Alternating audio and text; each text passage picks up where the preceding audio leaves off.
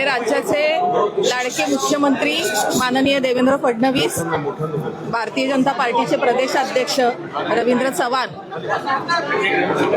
आमचे केंद्रीय मंत्री मुरलीधर मोहोळ, आमच्या लाडक्या राज्यमंत्री माधुरीताई मिसाळ, चंद्रकांत दादा पाटील, आमचे आमदार भीमराव अण्णा तापकीर, आमचे नेते गणेश बीडकर, आमचे शहराध्यक्ष धीरजजी घाटे, राजेशजी पांडे, आमचे सगळेच भारतीय जनता पार्टीचे जे मोठे नेते आहेत, सगळ्यांनी विश्वास दाखवला माझ्यावरती आणि ही खूप मोठी संधी मला दिली आहे काम करण्यासाठी.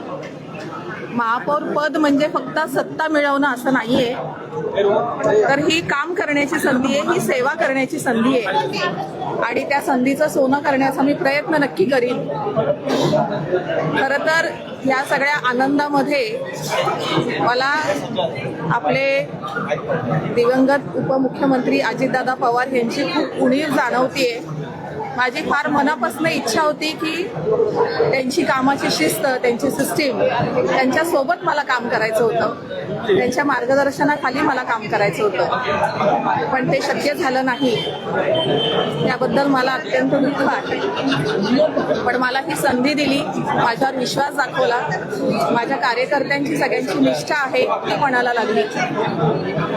हे सगळं काम करत असताना मला लोकसहभाग आणि सगळ्यांचं मार्गदर्शन हवं आहे. सिस्टीम पण चालवण्यासाठी आपल्याला गव्हर्नन्स हवं आहे, स्मार्ट गव्हर्नन्स. या सगळ्याची सांगड घालून मी काम करण्याचा प्रयत्न करणार आणि या सगळ्यामध्ये मला जेन झीची ज्या काही सूचना असतात आणि त्यांची जी कार्यपद्धती त्यांनी आता डेव्हलप केली आहे, त्या सगळ्यांना मी सोबत घेऊन काम करण्याचा नक्कीच प्रयत्न करीन.